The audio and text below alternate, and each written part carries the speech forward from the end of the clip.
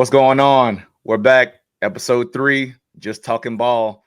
Like I always say, just amateur production, but we're having a ball doing it. I got my boy Eric Foster back in the building with me. What's going on, Eric? Oh man, what a glorious week. I think it's Always gonna. fun I when think you it's win. gonna. Yeah, I Always say it's fun gonna when you be. win, baby. It's gonna be glorious, no matter only depending on what the horns do. Anything else can happen. World peace could break out. Texas could lose. Hey, They'd be be like, breathing a little yeah. harder than I needed to be, but shit, I'll take it.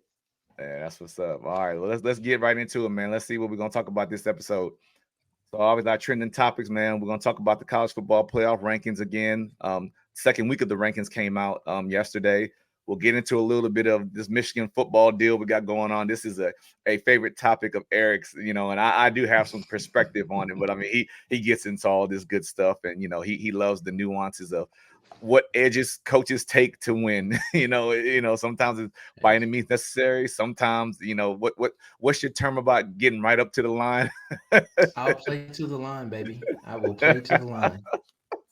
And then we'll obviously recap, them Jayhawks getting a big road win against Iowa State and the Horns escaping Kansas State. But it was a great game. We were both actually in attendance at that game, and it was. I mean, I made a joke at the game about, I'm just here for the ball, and it was a great game. We'll go around the Big 12. We've got another special guest coming up. I'm gonna wait to announce that later on. We got a chalk talk segment. We'll kind of focus on Texas Tech's cover 4 coverage, and then we'll get into some predictions, man. So, man, let's go. Let's start it off.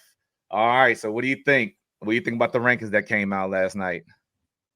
As expected, I didn't Yeah. expect a lot of movement from 1 week to the next. I think the only thing, that Oregon, Texas, and it'll play itself out. Don't get me wrong. I'm not harping, not complaining, because it will make itself right.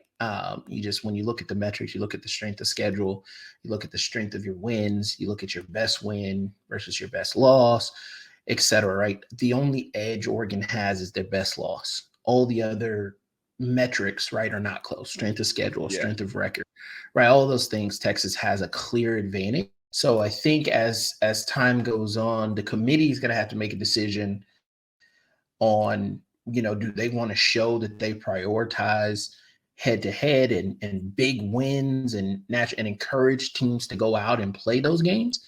Because I Yeah. think what you will see over time is if the committee doesn't reward you for playing those non-conference games and going out and winning them, or narrow losses, competing well, if the committee doesn't reward you for those things, I think you'll start to see teams shy away from those in the future. Because looking at Texas's schedule, why go to Ann Arbor? Why go to Mm. Columbus? Why go play those Yeah. Yeah. games if it's going Hmm. to matter, if you're To not going make to those benefit from it? jumps. Exactly, to make those big jumps. Yeah. And just looking at it, just whole picture, you're right, not much movement, but it is. I think justice is served as far as this week, because just I'm looking at it. Oklahoma State beat OU, so obviously they're ahead of them. Kansas ahead of OU, they got the victory over them. Y'all beat Alabama, y'all are ahead of them. Washington beats Oregon, they're ahead of them. So it's kind of playing itself the right way. A lot of people thought that maybe Washington will make a jump over Florida State, which I agree with because of their quality of win this past week against USC, which was, you know, geared up to be a big time matchup, two of the best quarterbacks arguably in the nation, at that point. So I don't know. These guys will be tested this week. Georgia and FSU's got a good out of yeah, conference win against a still ranked LSU team, and where they dominated them. Right, if we yeah, recall back to that game, it was not close. So yeah, I think Florida State has done what they passed the eye test to me. yeah, I yeah. think one of the just for Texas fans looking out into the future, I think one of the only there's only one scenario I can think of where Texas is out of control of its own destiny, and that's an undefeated Georgia, an undefeated Ohio State or Michigan, an Hmm. undefeated Florida State, and an undefeated Washington. Yes, yeah, If that happens, it would be really hard to put Texas in, regardless of what they do. But I hmm, think if any combination of those four teams slip, I think you see Texas as the next team up. So yeah, you see that Ohio State and Michigan will play each other. I've got my eye very heavily down in Death Valley this week, with Michigan having to travel to Penn State. I look for that. I look for that game. You've Yeah, got Florida State at the end of the year. yeah, Washington's got a tough schedule, so yeah, those things will play themselves out. and you're right. And I think just by quality of resume, the only team that will really suffer from a loss out of the top four is Florida State. And I mean, when they drop, I think they'll drop out of it. You know what I'm saying? So I mean, I I don't think know. Georgia will too, man. Georgia's Yeah, Georgia's strength of schedule is, I think they're in like the hundreds, and it's yeah, not their fault what they get with the SEC yeah. East, not Schedule's their the schedule. fault in Yeah. what they Hmm. get, and I guess kind of is their fault because they've been good long enough to where they're out of conference shouldn't be Hmm. as terrible as it is. Some teams have that excuse, right? We didn't expect to be this good this fast. I think your out of conference is scheduled anywhere from 5 to 8 years out. Yeah. But they've been good. So they've been good long enough to where, okay, their out of conference schedule should be rounding them into shape. And I believe next year the SEC schedule kicks in. The SEC rule is going to kick in where I believe you can only play Power Five non-conference opponents, no Wow. FBS teams, right? Wow. So And that takes watch about, out. I think that takes a lot of the guesswork out of it. It Yep. is, straight up. And like you say, Georgia's got a good Ole Miss team who I like, this week on top of, Michigan versus Penn State down in Happy Valley.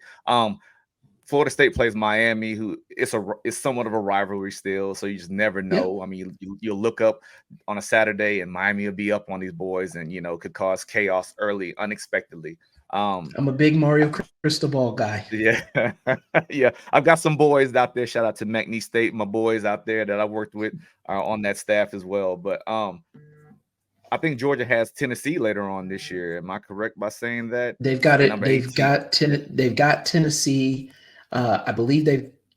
I don't know if they've got to go to Knoxville, but I know Uh-huh. they've got Ole Miss. They've got Ole Miss on Saturday, but Ole Miss has to Yeah, come into Athens, so yeah, yeah.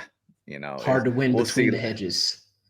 Exactly. And there's always those fans down in Tuscaloosa that got that mojo working. They always just find a way to get in. And what some of the Yep, experts feel, is that Alabama went out, Georgia went out, and it'll come down to Atlanta, to see if Georgia maintains or Alabama upsets and gets a way to squeeze themselves in, because we all know Alabama always brings a good product to the field. I mean, it is what it is. Coach Saban is legendary. They always find a way, and they don't disappoint. I mean, I can't think of a right. time when Alabama has been put in those positions, whether people agreed with it or not, that they have disappointed. I can go back to some other games like Alabama Notre Dame and the NCAA. I mean, the national championship, when them boys didn't get past the 50-yard line. And Notre Dame was a good team. I mean, everybody thought it. I thought it. So Alabama never disappoints, man. So I mean, like I say, the first two out, Washington, Oregon. Like I say, I do think your Horns have a good chance of jumping. Oregon. Alabama wins I out. Texas wins out. Man, what do you do? Hey, well, You well, know, you got the head to head. Yeah, you got the head to head. You got, I mean, those guys just, it's tough, man. It's tough. And, we're not going to forget about those boys out of Lawrence who keep just creeping up, scratching and scraping, 16th in the college football playoff. Hey, I love it. It never gets old, So congratulations to them. I mean, like you say, it's just one of those things that you just, oh, in your words, it's glorious. So out of those guys. So yeah, so that is definitely shaping out to be, some high drama, with those top six spots in the coming weeks. And like I say, another big week as far as implications on what could happen, with the top six teams. So looking forward to that, man. That's what's up. All right. Moving on. I'm a positive person, man. It's just you can't escape some things, and it's just Michigan is just trending. It is what it is. What is your take on that? I just saw that they're gonna come down with a decision or direction is going to be announced as early as tomorrow morning on what's going to happen between Michigan and the Big Ten. They've been, I guess, communicating and talking about how they're going to move forward with this whole deal. yeah. So I think Michigan Yeah, is going to try to win this in the court of public opinion. Number one, right? Because you a yeah, little bit of strategic leaks and the whataboutism. Oh well, other teams got our signals and they were mm-hmm, sharing them, et cetera. And that all that may be true. And I think what's important to remember is on the field, quote unquote, cheating or signals, not cheating, I don't want to say cheating, on the field, signal stealing, right? That's always been allowed. Yeah. Watching the film, right? Yes. Stealing signals, that's always been allowed. What has never been allowed, what, across the board since the dawn of the modern age has always been illegal, is in-person scouting, right? Because Uh-huh. you get a different feel for certain things, and Yeah. it is a little bit easier to decipher things in person than it is on the film. Mhm. So I think that's what Michigan is going to be up against in the route that they're taking in this whataboutism.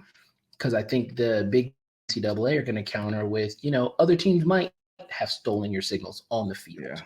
Yeah. right? But did anyone do what you did? Did anyone Yeah. show up in person? Did anyone, Yeah. disseminate this so widely? This stuff is touching so many other teams, so many other programs. I don't think the NCAA is in a position to where they can't punish Michigan, right? Yeah. I think you almost have to protect the illusion of integrity within the Yeah. game. Yeah. So that's kind of where I'm at with it. Like I said, I think we talked about it on the open. I'm a Mhm. guy. I'm going to play to the line. I'm gonna Yeah. I'm gonna get all the way in there. I'm gonna put both feet in the gray area. But I think once you understand where the line is and you step over Yeah. it, you've got to be willing to bear the consequences of what happens when you do so. Yeah. So I think that'll be one of the most interesting aspects of this going forward. And you're exactly right. And you're coming from another perspective, from a coach's perspective, I've seen it even as a player. I mean, within the parameters. Okay, when we trade film on whatever level, you're looking for those things. You're looking for those keys. You're looking for those tendency, those giveaways within the game. As a Yep. player, coach, every time this guy does this, they're doing that. Okay, that is a form of signal stealing and getting an edge, But like you say, when you're blatantly going out to sneak someone in with a disguise or go in person and do whatever and because obviously the rules from high school, college, and pro are all different protocol and what's allowed. But Louis Riddick on ESPN, an analyst who had been a GM, who had played in the NFL, who was still around the game, spoke on that and said, signal stealing has been around, forever, in advanced scouting, however you do it, and nothing was wrong with it. Now, I know he said that with the understanding of everybody was doing it, and it wasn't really looked at as, okay, this is what the rule is, but this is what this one team is doing, and this is what everybody else is doing, and that's kind of what the deal is with this whole Michigan deal. Even with the what was the camera gate, it was Yep. New England. I mean, that was a form of it, So I mean, and coaches are so leery just on all levels. There's nobody, no strangers, and that's why it's making it hard for people just to come and see and enjoy things in person, or see things from a different perspective, or get an inside look, because now you don't know who you can trust. Now you don't know who's a mole, and we're talking about the Yep. game of football here, man, not espionage and national security, this and that. But yes, it is It feels big that way business. sometimes. Yeah. Yeah, it is big business. And what has been alleged, it's that is a planned, strategized deal, a plan of attack to go do something, knowing, hey, And you know, I think you have to draw kind of a clear distinction between what Michigan is alleged to have done mhm, and what other teams are alleged to have done. There is a clear boundary, and yeah, what Michigan is alleged to have done is so far over the line. I yeah, said I just don't see how you protect the integrity of the game, the integrity of the competition, yeah, it's because then what's the remedy, right? If yeah, there is no punishment, then what? Do we just get rid of the rule? Do we allow other coaches to devise a new way to cheat, and then we can't punish them either, right? I think at yeah, some point you've got to enforce the rules that are on the books. And yeah.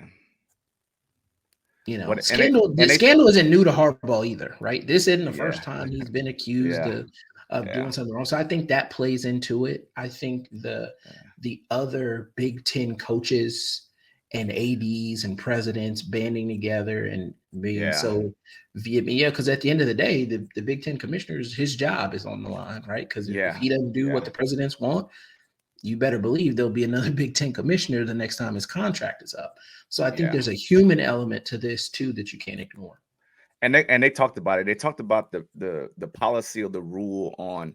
I think it's sportsmanship policy is what's Yep. written in the Big Ten, and they say it's very vague and it's up to the discretion of the commissioner. And like I say, now it's a little politic and it's a little pressure via social media, court of public opinion. How are you going to handle this? Are you favoring Right. Harbaugh? He Right. just came off of a suspension, to start the year and things like that. What I really feel for it is, the kids, like if we're talking about worst case scenario, if all of a sudden you're banned from the college football playoff, all of a sudden you're pulled out, in week, going into the conference championship, or if these kids are on, a bowl ban, or these kids don't get this, those kids are being punished and their time is limited there, and they're gone, and they've been punished for something that they ultimately had nothing to do with, so fans and things like that. So it's tough, I mean, you either coaching it or It's you're an allowing them. abject lesson. Yeah, It's yeah, an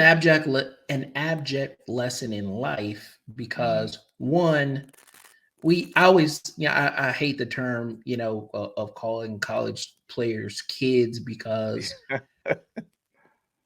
once you reach once you're past your sophomore year, you're not a kid anymore. You're in your Yeah, 20s, right? So yeah, you have a yeah. firm grasp of what's right, what's wrong, what's on the line, and But I they're don't. still not. They're not in the room. They're not in the room. Those meetings, coaches meetings, things like that. I mean, because I can tell you, we as a staff, or let's fictional staff or whatever, as we're doing scouting, as we're doing film watching, as we're devising the plan, as we're going through the weekly plan, and I'm putting something together as an offense, and they're putting something as a defense, what have you, we can just put it within the game plan. All these players know is what we're giving them and what we're telling them to look out for. Now, it may be something as But they don't see crazy Coach as, Stallions on the line and on the sideline well, in the coordinator's ear. They don't, well, yeah, and I I think mean, that's a fair question of what it they know versus what they don't know. Because yeah, I'll take you at you being in the room and your word that yeah. these kids very well may not have known. Yeah, I mean, But these kids I ask still think, questions, but yeah, yeah, these kids ask it's questions. still an Some, abject lesson in life yeah. of, I mean, it's about who you surround yourself around too. yeah, yeah, Sometimes you get into trouble that wasn't yours. yeah. No doubt, no doubt, no doubt. So, well, I guess the world will find out tomorrow what happens with it. I mean, I I think hope. the most extreme part of what I heard was suspending Coach Harbaugh for Again, multiple games. Which, yeah, how much does that hurt Michigan? I don't know in yeah, football um, how yeah, much, because you've built the system, the coordinators yeah, have their jobs, the coordinators, when yeah, the coach doesn't call the plays, if the coach yeah, is not intimately involved in one side of the ball or the other, which Harbaugh is not, I don't know how much that's going to affect the outcome on the field. If it were yeah. Texas and it were Sark, you've got to put a new offensive play caller in there. If it was Exactly. Oklahoma and Coach Venables, and you got to put a new play caller in there for Hmm. defense, right? Yeah. Those types of things I think really would have an impact. I'm not Mm. entirely convinced that a Coach Harbaugh suspension is going to do a whole lot other than, have a detriment to the morale on the team, Yeah. probably. Yeah, no doubt. And like say certain decisions, things of that nature. And you're right, it's about how the staff is structured, what responsibilities are assigned to who, and and there's also an emergency. If we do lose our play caller, you're next man up. How well do you know this? So yeah, it varies from team to team, but that's crazy, man. Well, we're gonna move on, man. We're gonna move on. We're gonna move on, and we're gonna recap what happened last week around the 12. So we're obviously going to talk about our perspective, our teams, in depth going around. But Texas Tech gets a win over TCU 35-28. Looked pretty straightforward. I didn't even get a chance to see the highlights or watch that game. Did you get a chance to check it out? I Now I've watched, didn't. yeah. Now I've watched I Tech because didn't. obviously I've we're watched playing it. them, but Yeah, I've watched them individually and in uh-huh. snippets, but that there were so many other teams playing for Yeah, something. You had yeah. 5 other teams that were playing, tied for Mhm. first place. So I don't think you paid a lot of attention to what was going Yeah, on there. Honestly, I think that's how it is. Your bandwidth is just so small, and I think it's also a look ahead to the new 12. yeah, A lot of teams that don't get the benefit of playing in Oklahoma, don't get the benefit of playing in Texas. They'll still get the benefit of playing a resurgent Kansas, a mainstay in Kansas State. But outside of that, unless it's Colorado, while Yeah. Coach Prime is there, bringing in those odds, these are how the games are going to be. They're largely going to be the trees that fall in the forest that nobody sees. And not to, overlook or downplay, because both of those teams respectively are our opponents of our favorite teams coming up this week. So, and I did get a chance to watch Kansas versus Tech last year film, and I did watch some Tech film earlier, because we'll get into the ins and outs. But Oklahoma State. Now, this obviously was a game that I had to be somewhat of a Sooner fan, because we beat the Sooners, and if we get into a position of head to head, Oklahoma State got the best of us. So, Oklahoma State's rolling, man. Golly. Last Bedlam in the Big 12, and the Cowboys get the bragging rights, man. What do you think? Last Bedlam, rumors that that'll be the last Bedlam ever. Wow. So, but at least schedule. They said this. Schedule. Yeah, they said the same thing about Texas and A&M 15 years ago. So anything is possible, but I do think it's a huge win. You could have bet on Gundy for this one, because big games, those kids show up. I was indifferent toward the matchup. I would have liked to, for my own selfish reasons, would have liked to see Oklahoma win. But ditto. Yeah, and like you say, that and Oklahoma. Go ahead. I was just gonna say, I just to touch on your point from a second ago. I love the Big 12. If any knock I would have on it is, like you said, losing those classic rivalry games. Texas A&M, Kansas, Missouri. Now Oklahoma State.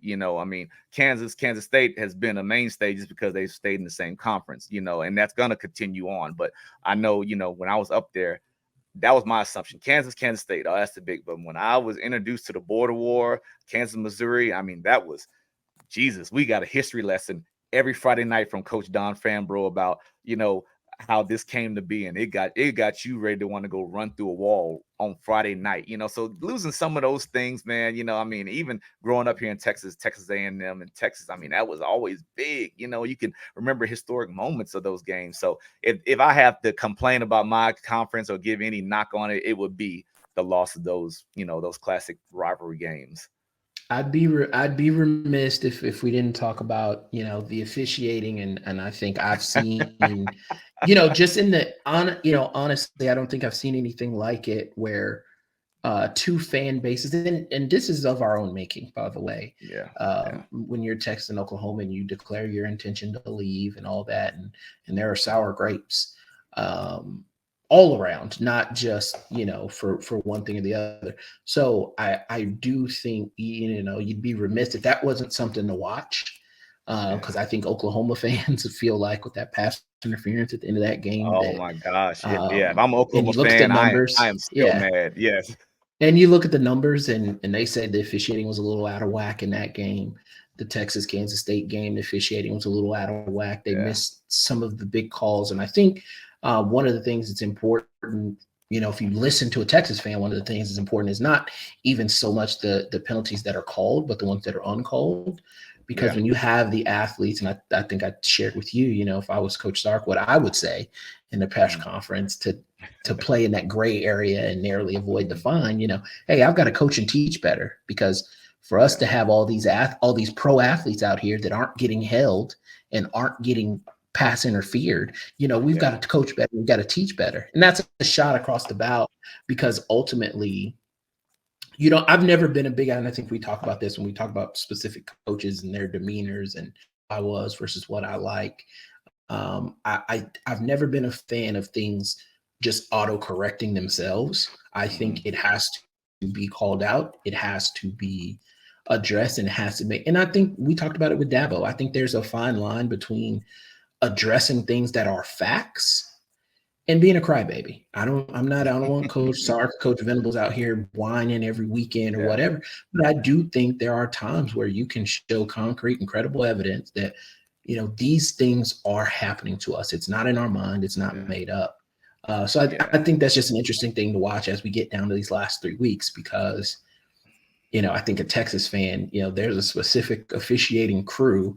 There's a whole Reddit forum I think I read with. I heard the complaints. 5,000 plus comments on it, right? You know, the Wow. analytics support that there's a particular crew that was just in Austin this past week, you know, that the numbers just when compared to other officiating crews are so far out of whack that it's hard to just assume that it's a coincidence every time. So Yeah.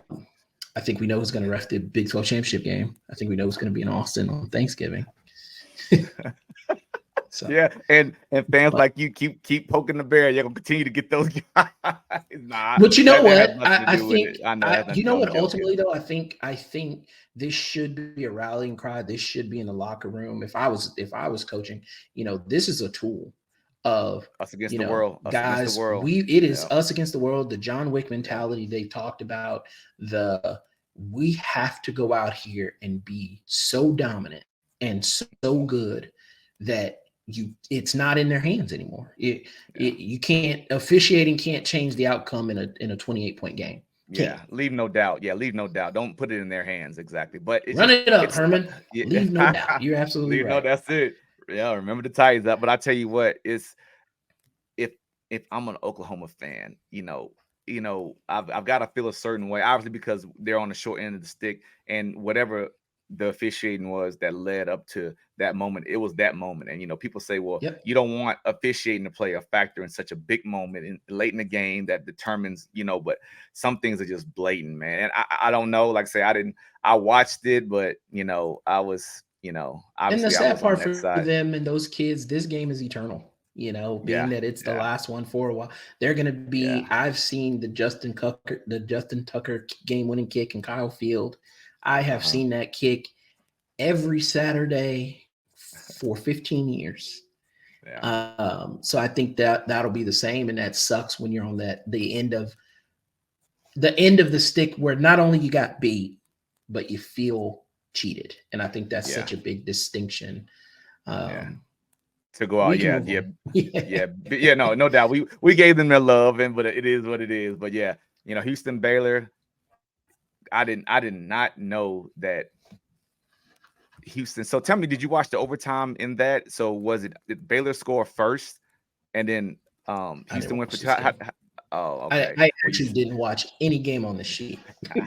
Like all these, and this is a thing when you're become if these were basketball games, you're prime time, right? yeah, yeah, But in football, and I think again, not to harp on the new 12, but next year and going forward, you're going to have weekends where I would if we looked up the ratings numbers for these three games combined, probably didn't match Oklahoma State, and didn't yeah, match Kansas State, probably didn't even Kansas and Oklahoma.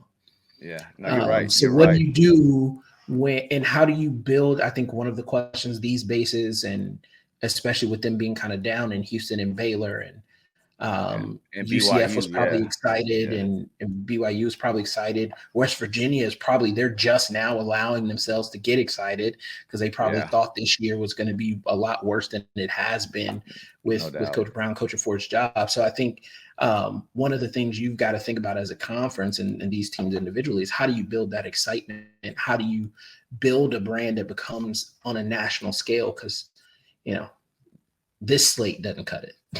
Yeah, yeah, you're right. But you got to earn your way, and I think Kansas is the Yep. prime example of what they've done in the last year and a half or two seasons. I'll say as becoming much CTV. Yep. Game day, big noon kickoff, things like that. So I mean, everybody's got to pull their weight and do And what is they it can. the And like I is said, it the players, right? Are we tuning in to watch the Kansas Jayhawks? Are we tuning in to watch Jalen Daniels? Are we yeah, are we yeah, tuning to watch the running back tandem? Are we yeah, tuning in to yeah, watch this innovative offense? What yeah, is it? It might be a yeah. combination of all of those things, but I And think it has to be. It has to yeah, be because you and I are different. I'm gonna tune in no matter what. You're gonna regardless. tune in for Yep. different reasons. Yeah, and next person. So we'll see. But we see Central Florida starting to get on a little roll. They get over Cincinnati, and I feel for BYU. I don't know why. I just I expected so much more from them. But like I say, I'm not in those locker rooms. I'm not there coaching those kids. But like I say, West Virginia is starting to feel good about themselves and starting to get a little confidence, starting to get some wins. So Shout out to them, we're man. gonna No one predicted this. I believe they were yeah. predicted last in the Big 12. Yeah, they were. predicted to finish last in the Big 12. So I think Coach Brown used that as a rallying cry. I don't think it was any secret that he was coaching for his job Mhm. this year. And I think that's just as much of a feel good story as teams and coaches coming into the season with this just immense pressure and they rise to the Mhm. occasion. I think that's why the Yeah, Texas season is so intriguing. I think that's why the Kansas season becomes so intriguing. Oklahoma State season now. So yeah, many of these storylines kind of yeah, weave themselves together because now the pressure's starting to build and yeah. you And know the there can margin of only be error one. is so much small. Yeah, and the margin of error is so much smaller now. And just, it's a long season. Just like, there's a lot of football to be played, but like I say, it starts to get a little tighter, and those consequences are greater now rather than when they were in, late August, early September, middle September. But we're gonna move on now. We're gonna get to some real good stuff here. You and I talked about our teams, and you and I were in Austin this weekend, and we'll start with the Jayhawks because this is a Jayhawk show. So, There you go. recapping the Iowa State game, man. I mean, there is a laundry list of things to talk about, but I mean, the Hawks get the win with 28-21, and not an easy game in Ames, but this win marked the first back-to-back Big 12 conference win since '08, and marks the first win in Ames since 2008. So hats off to the Jayhawks, man. And Jason Bean is leading these guys 14 of 23 for 287 yards, one touchdown in the air, no interceptions. And I think that was the difference because Iowa State had one turnover. And ultimately you could say that was the deciding factor in the 21-28 game. But just some numbers on these guys. I had to write some things down. It was a very evenly matched game. I mean, both teams had 16 first downs apiece, 74 rushing yards, which is low for Kansas. And I saw Coach Kolanecki in the press conference talk about how he saw and he knew that Iowa State made a commitment to stop the rush. And that's a smart play. So hats off to them because that's probably a season low for the tandem. To have only 74 yards rushing. I mean, I have to look at what Jason Bean contributed to that is quarterback scrambles, but just between two backs, 74 yards rushing, that's low. But on the other hand, our defense held those guys to only 75 yards rushing. So very evenly, very evenly played game. 287 yards passing, like I mentioned earlier. Rocco Beck, I think that freshman is a scrappy quarterback. He's going to be trouble in the next 3 years for opponents of Iowa State. I mean, he was scary. He didn't play like a freshman to me. He didn't give off like he wasn't gonna lose the game, wasn't gonna make any mistakes. And like I said last week, his legs could be a problem. And late in the game, man, he scored a rushing touchdown on a quarterback run, that they called to him. Now, right here, I'm just looking at this highlight right here. Shouts out to Dotson, man. I mean, that's his second pick six in as many as 2 weeks. Um, I think Kansas is tied as a team defense, as tied with four other teams for best scoring defense or tops in scoring defense. You can go look it up. That is legit. So We we've trust you. yeah, well, that's just make sure people don't want to see that Kansas is actually putting together all three phases of the game. We talked earlier, Eric, about what Kansas always dominated on offense as far as time of possession. And they're starting to get back up in that range a bit, with the transition or the unsureness of who was going to be the quarterback early in the season between Daniels and Bean. Those things make a difference as far as, getting on the same page, getting rhythm, with the receivers, just feeling your way. But, we only outpossessed them by, a little bit over a minute, 30 minutes, 27 seconds of possession, opposed to 29, 33. Third downs, we were over 50%. I can live with that. You'd like for that to be a little better, but effective enough, efficient enough, 1 for 1 on fourth down. So that was good. And another thing Jason Bean did well was he didn't take any sacks either.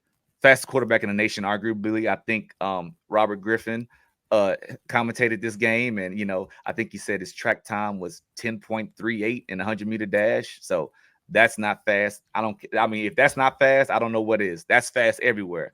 Like I say, Bean didn't take any sacks. The Jayhawks defense was able to get to the quarterback 2 times for a loss of 13 yards in sacks. So a great game by these guys. Congrats again to Coach Leipold and his staff. They continue to wow us. They continue to break barriers and do things that hadn't been done in a long time. But like we expected. I mean, Iowa State is a good team, and we jumped up early on them. And I've got a stat. I don't know where I put it, but I'm gonna find it real quick. So this year, when the Jayhawks score first, they're 7-0. So I mean, you don't have to take that to the Good bank. night. You don't have to say that's the way it's always gonna be. But when they're set, when they score first, they're 7-0. So that's just something to be on the lookout for. But once again, great job by the Kansas Jayhawks. I was happy. We were in Austin for the 11 o'clock game. I heard from rushed home. Had some good chicken wings, and then then got home and watched a great game. So just as always, when you win, like I say, it's a glorious day. You feel good about things, and it's been a it's been it's been a great day for Kansas as a whole. I don't want to step outside of our realm, but our basketball coach Bill Self got a lifetime contract this week. I had to throw it in there. You mentioned it because you're a big basketball guy as well. But I've had the chance to meet Coach Self on a few occasions, and he's a classy guy, and he's a stand-up guy to me. Guys outside the Kansas camp, people were different because everybody hates a winner, and he's doing great things. And just hats off to our AD Travis Goff for just getting these things done, man. I mean, the excitement naturally for Kansas basketball is coming into effect, but you can't take it away from football because these boys are playing and they're getting better every week, and they're, like I say, they're breaking barriers and doing big things, man. So shout out. We're 7-2. Jason Bean is 6-2, 4-2. 4-2 was the starter this year. So, so he's doing that, and he's getting comfortable. I mean, if you watch that game, he's dropping back in the pocket. He's looks comfortable throwing. He's making confident throws. He's making a decision to trust his guys, throwing 50-50 balls.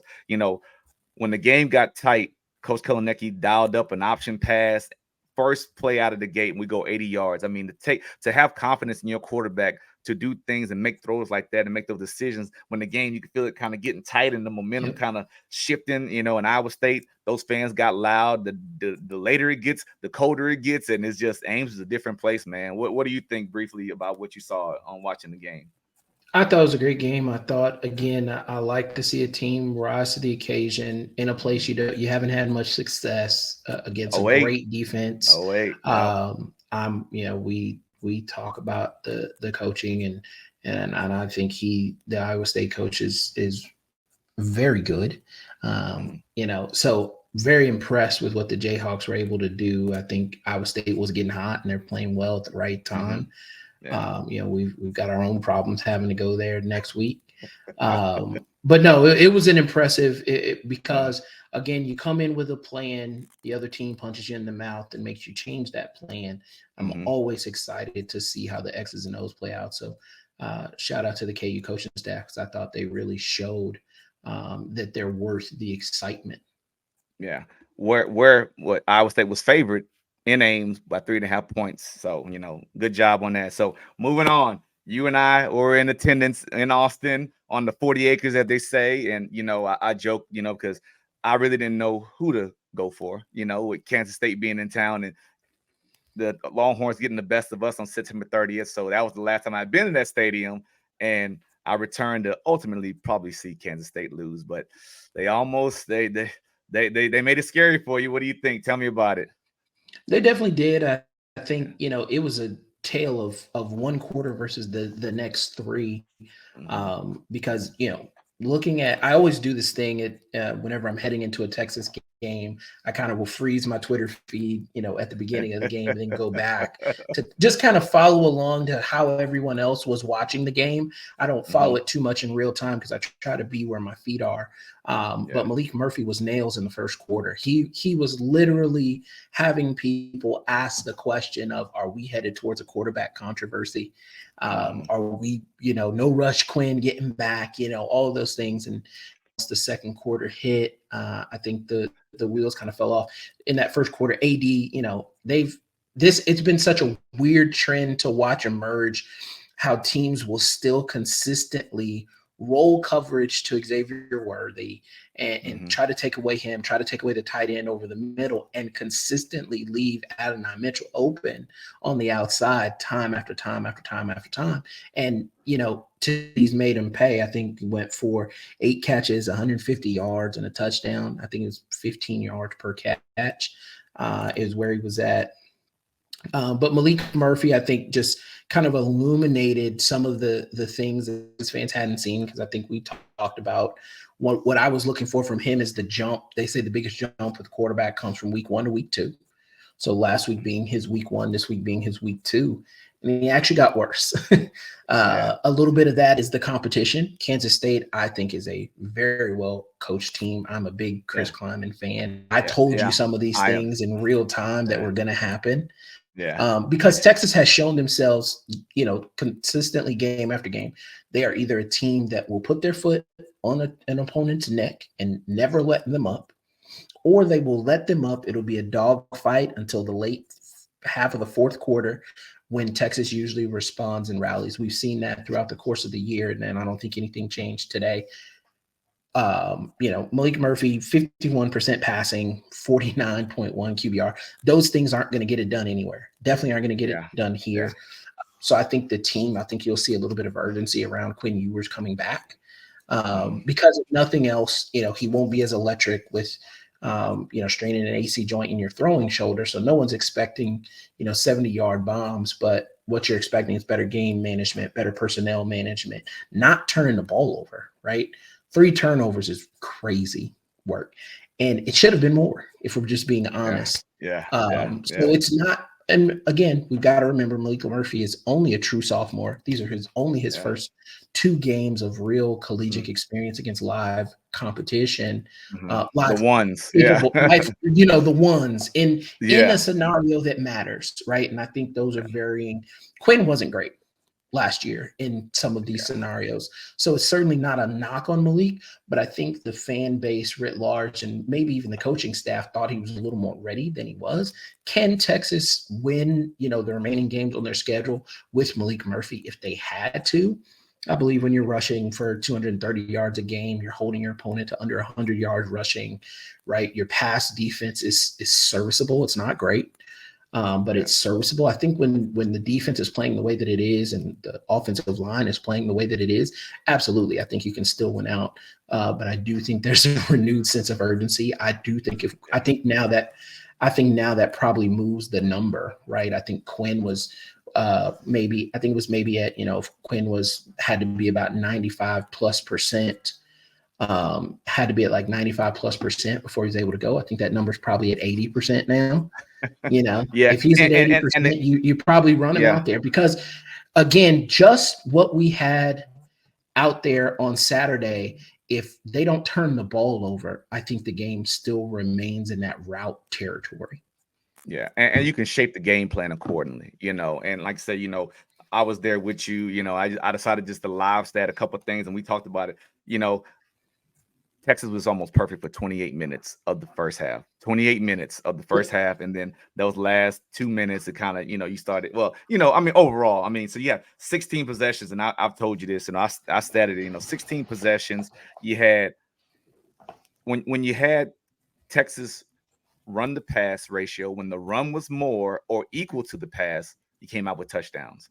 When it was passing more than rushes, you either had punts or you had field goals, which is not bad, because one of them ended up being a block punt and things like that. So you're getting those 6s and 7s. You had to be run heavy, and that kind of speaks to, okay, our quarterback is still trying to find his way, even though he made some great throws and found guys. Just the staple right now still is the running back tandem, and those guys getting things done, because you had a late fumble, but like I said, it's all about team ball. I think he's good enough not to let you be able to sit on the run. Like I said, he made some spot throws, he made some hole throws, windows, small, and he put touches on balls that he didn't do just a week ago. So I know the expectation is high in Austin, but you guys should be very encouraged. And what was the score of that game again? I forgot. 33-30 was the score, but Okay. you talk about being encouraged, and I think you're always encouraged when you win, because Yeah. credit to Coach Sarkin, one of the things he's preached all year is that this team is versatile and they can win in a multitude of ways, which we have seen. So that is Yeah. true, but I think I don't want to also be one of those teams that you ignore warning signs and Oh, then no you only doubt. pay attention to them after you get beat. And I And think you again, got to coach 50, them up. 51, Yeah. yeah, Yeah. You got to 51% coach them up. passing, 49.1 QBR, 2 for 15 on third down. Yeah. Yeah. So, Those kinds yeah. of things typically, especially the next 2 weeks going on the road, Yeah. those types of things get you beat. So Yeah. got to Well, clean them up, got to coach them up. Like I said, I think just having Quinn back, I think the team plays with a different. It's weird, right? I thought with Malik out there, the team plays with a different swagger. mhm, But with Quinn out there, I think the team plays with a different confidence. And I think there's yeah. a huge difference between, swagger and confidence. Confidence in Quinn comes from, I know we're not going to turn the ball Yeah. over. I know, Yeah. he's going to make the right throw, whether that means throw it away, whether that means a check down. Malik Murphy is the only quarterback in the Big 12 with over 50 passing attempts and no throwaways. Wow. Wow. So That's a when good you're stat. not making, and I think that's the difference between the swagger comes from, he can make the big throws, he can make the tight window throws that you talked about, but I think in a Quinn Ewers you have a confidence that he's going to make the right throw, because sometimes throwing it away, hitting that check down, that is the right move. Yeah, exactly, exactly. Live for another down. So those are things that come, like you say. We're going to play with our teammate who's got the ability, but he's young and hadn't been in this type of environment and scenario situation. So we're gonna ride for him, and that's a different swagger opposed to the general that's been here, the returner, the guy that he right now he's the face of the offense as far as the quarterback leads and he knows what to do. He's basically a coach on the field as well. Right. So those things, man, I think that was well said. And then that's not a knock to say that swagger and confidence is any less, but it's just you have to play appropriately. Yeah. Each situation is unique. Each it's appropriate for what you need to be, how you need to handle it. So I mean, like I say, it's not less. It's not less or better. It's just different. So, well, that was a good day. Y'all, like say, I was gonna bring a prop on the show today. I couldn't find it. We said we need a AED. We needed an AED. Yeah, because we both took about 2 years off. Defibrillator. Yeah. We both took a couple years off our life worrying about that. And people yeah. like, why you take it so seriously? Well, if you got to ask, then you don't know me well enough. But yeah, so it was a good day. So we're gonna roll, man. We'll keep it rolling now. I got a special guest coming up. This is big. I always say this is big because the people in my life mean so much to me. Now, my high school head coach from Killeen Ellison. And I used to didn't say Killeen Ellison because we had Killeen High School and that was our rival. But for people that don't know, my high school head football coach, Robert Walker, is coming on the show today. We're going to catch up and talk about our times back in Killeen when he was my coach. So check this out. All right. I've got a special guest here, man. Anybody that knows me, anybody that grew up here in Killeen or that played for the Ellison Eagles, this man right here, Coach Robert Walker, man. Thanks, Coach, for coming on and talking to me for a little bit. It's an honor, David. I tell you what, I can't get enough of you guys. I promise you that. Oh, and we can't get enough of you, man. We're going to talk about a bunch of things, man, but I want to talk about right now. So tell me what you're doing right now. I know what you're doing, but let everybody else know what you got going on. Well, I just retired in May after 42 years of coaching high school and college level. And, I've been blessed at every stop that I've been at. I'll be honest with you, the reason I retired, my grandson moved here. And he's actually he moved from Destin, Florida to here. And I live in the Conroe, Texas area. And he's actually going to the high school that I retired from. Wow. He's going to Oak Ridge. Okay. And I didn't want him to be Coach Walker's grandson. I wanted him to be Finn Walker. Poor Vince. Poor Vince. Vince had to go through that. He did. And I didn't want him to go through it. That's exactly right. You're so right. And I got a story on that with Jay Brooks, so it's funny.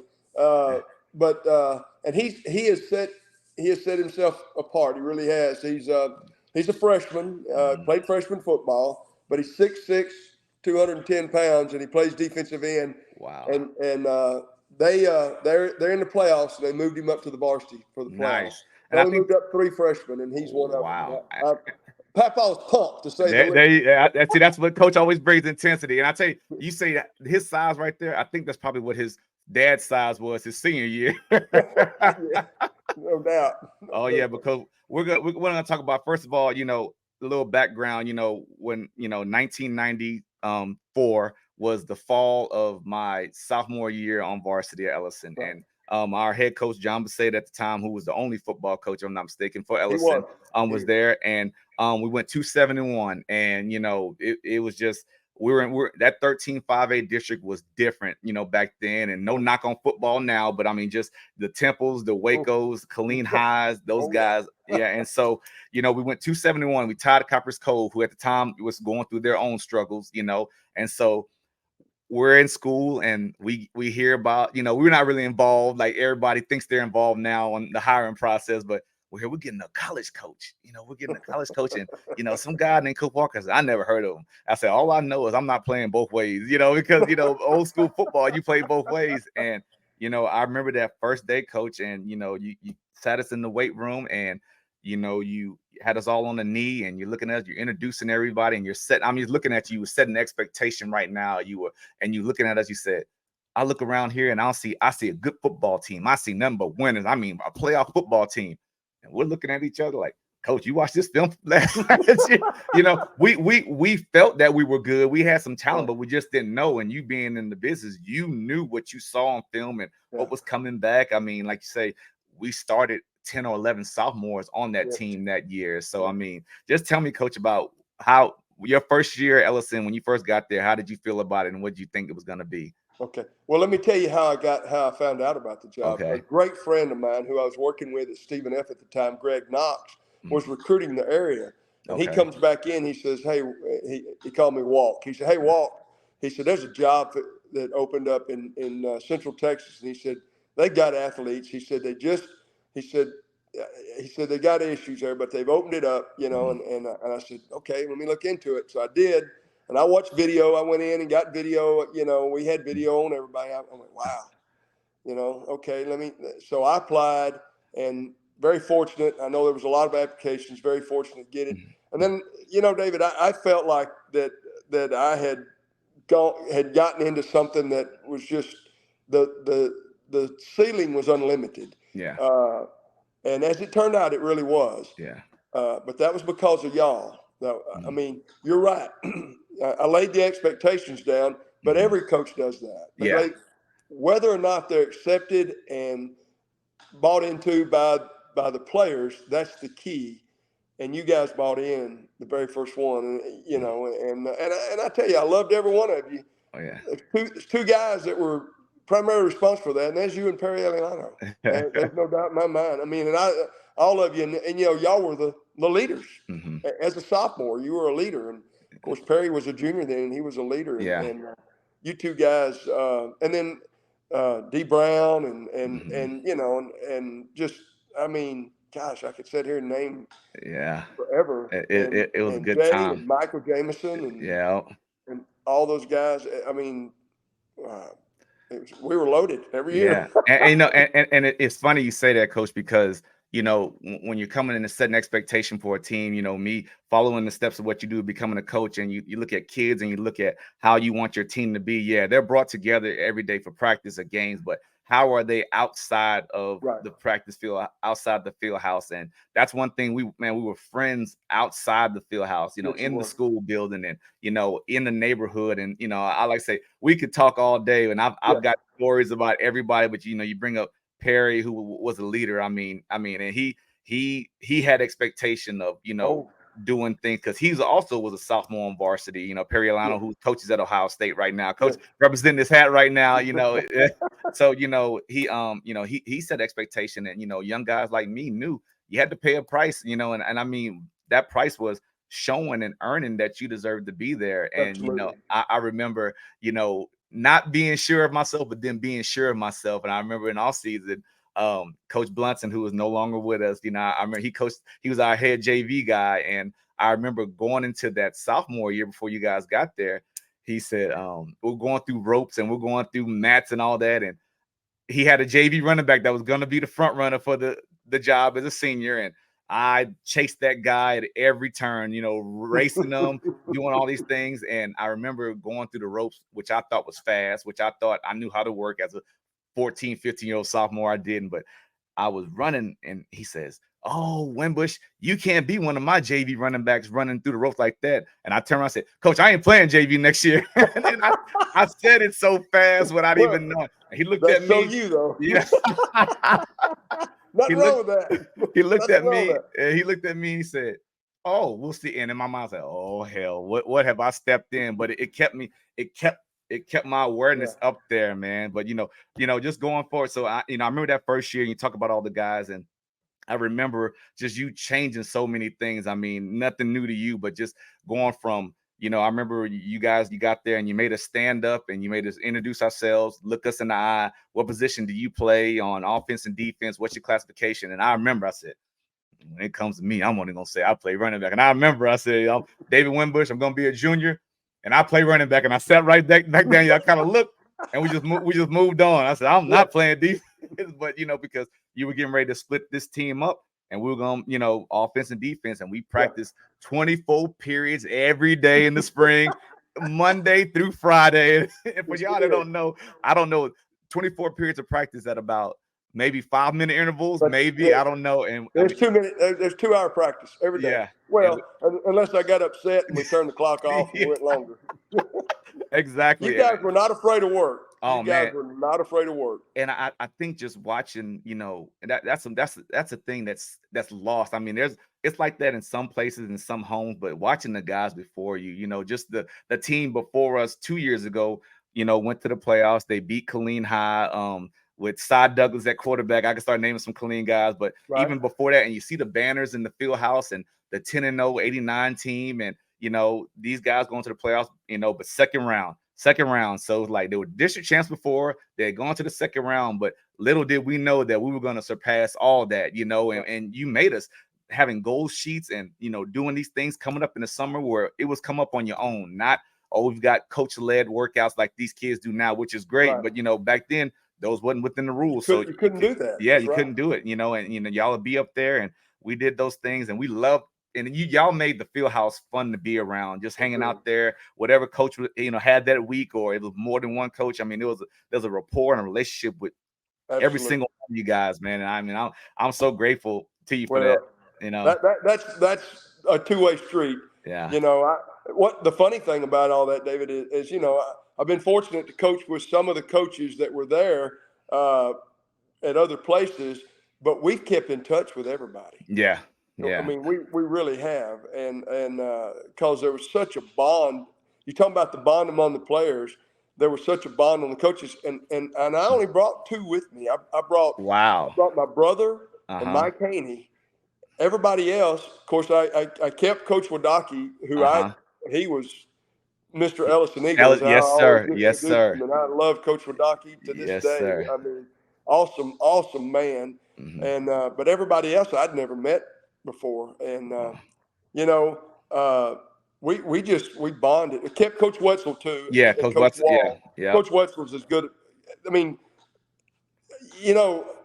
initially I kept those guys because I thought they fit what I wanted in a coaching staff.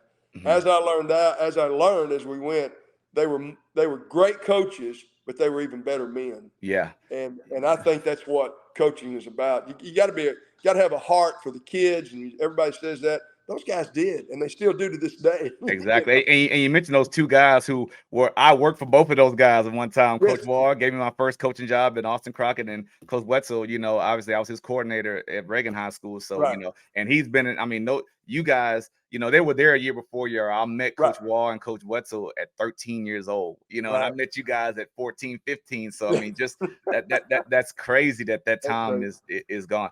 So just talking about that first year, I'm not gonna go through every game because we'll be here all day, but we went 9-3, and I remember some of those games, where we joke about it now, but at the time it wasn't a joke, and I remember specifically we lost to Killeen, and that was oh golly, that still burns when I say it. But then we turn around and we beat Temple, who won the district championship, but then, during that season, we kind of laid an egg against Round Rock on a Thursday game that your players probably didn't take seriously. And I always used to tease David Brown about, that's poor senior leadership. That's why we lost on a Thursday. But, well, maybe some truth in that, buddy.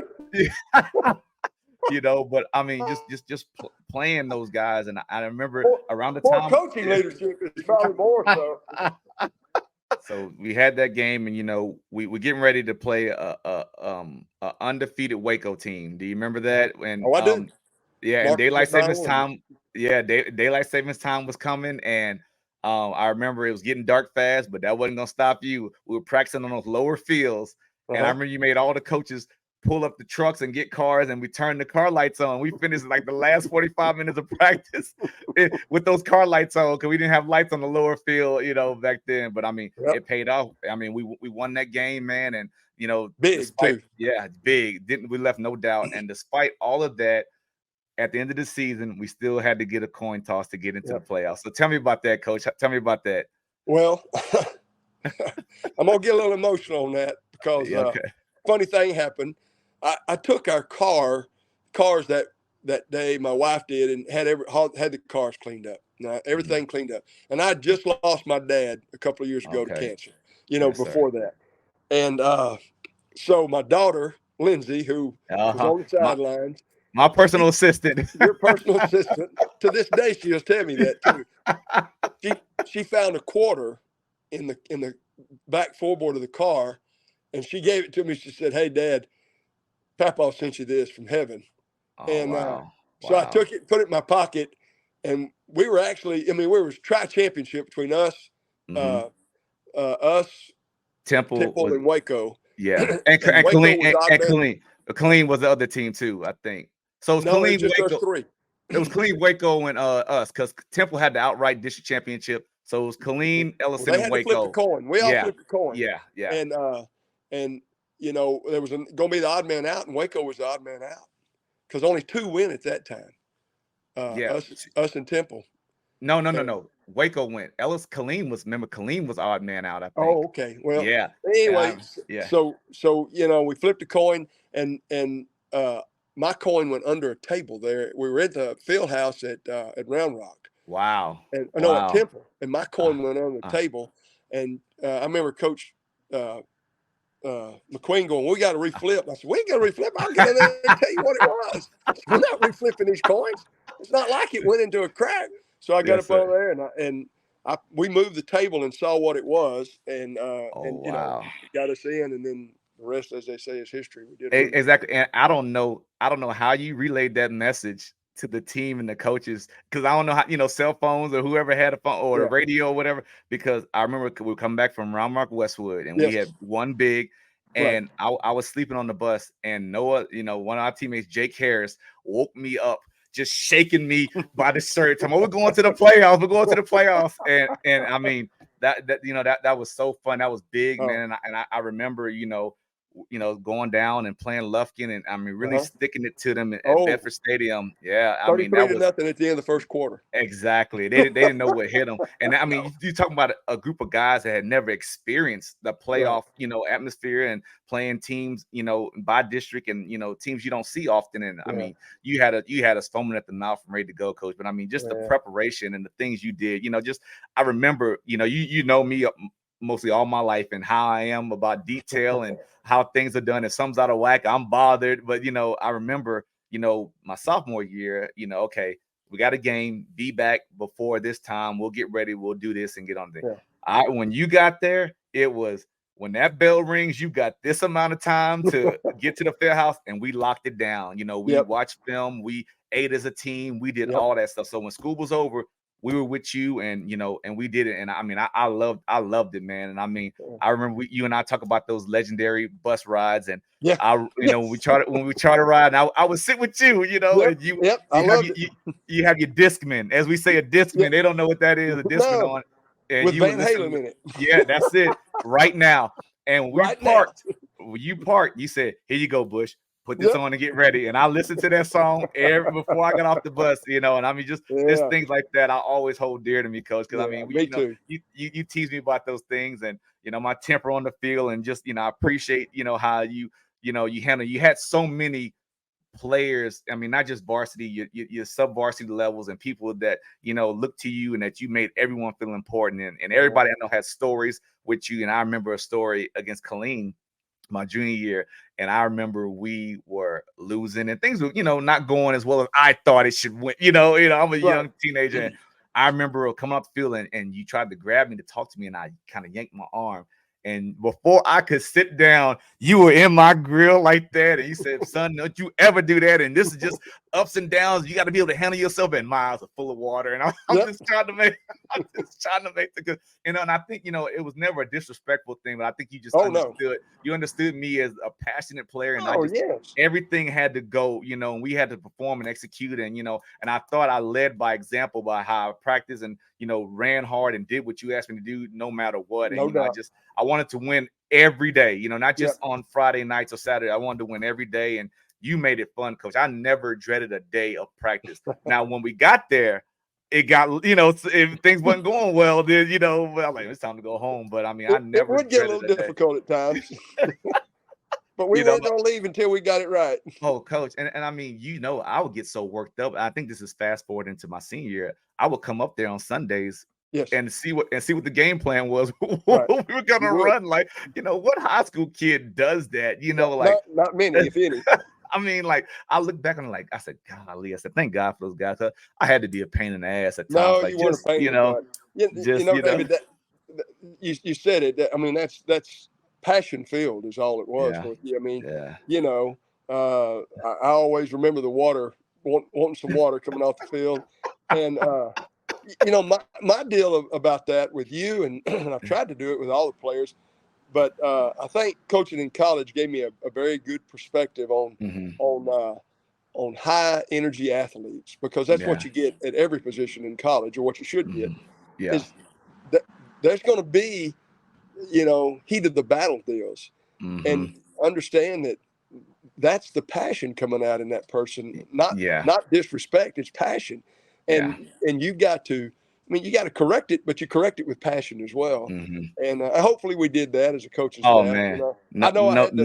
I had to help some of them learn that's how we're going to do it. And they were, I mean, golly, great coaches. Gosh. Man, it was. I mean, and that was the thing, and I remember, I'm kind of jumping around, but I remember going to Kansas, and just the taste y'all left in my mouth from Ellison. I remember for the first 3 months, I'm like, man, these guys ain't like my high school coach. My high school coaches are better than these guys, because I mean, just every one of you guys, brought something to the table, and it was just, people say, well, it's easy to be like that when you're winning, but it wasn't always like that, and we worked for it. I mean, we got after it all season, all the things, and y'all were right there ingrained. And I mean, I can remember you being at track meets. I can remember you being at everything that your players were doing outside of football, on top of, being good people in the, in the school building, representing yourself well. And I mean, and you rewarded us, man. I mean, the things, we got new uniforms. We changed the color of our helmets. I mean, just all those things that kids in the Pee Wee level are getting now. Those were big things, but that's just where we were.